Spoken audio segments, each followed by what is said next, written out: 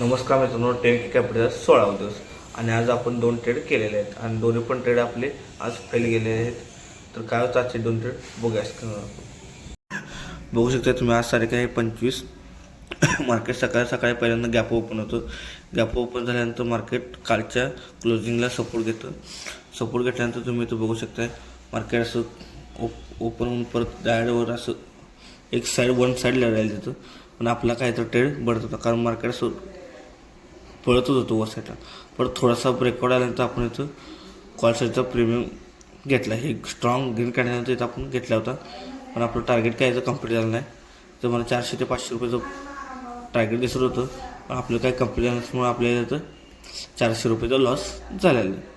परत तुम्ही बघू शकता इथं ह्याचा ब्रेकआउट दिला मार्केटनं. बघू शकता तुम्ही पहिल्या कॅन्डलचा मार्केटनं ह्याचा ब्रेकआउट दिल्यानंतर आपण इथं पुढ साईडला पण ट्रेड घेतला होता, प्लॅन केला होता, घेतला पण होता ट्रेड, तुम्ही तो बघू शकताय.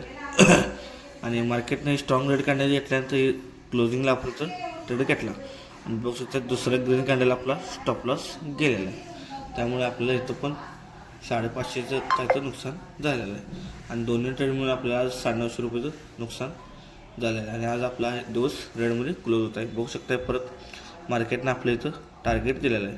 मग पहिला स्टॉप लॉस घेतल्यामुळे आपल्याला इथं काय टार्गेट मिळालं नाही. आणि आजचा दिवस 26 तारीख. आजचा पुढचा व्हिडिओ लवकरात लवकर येईल. एवढंच होतं आजच्या ट्रेडमध्ये. बघूया.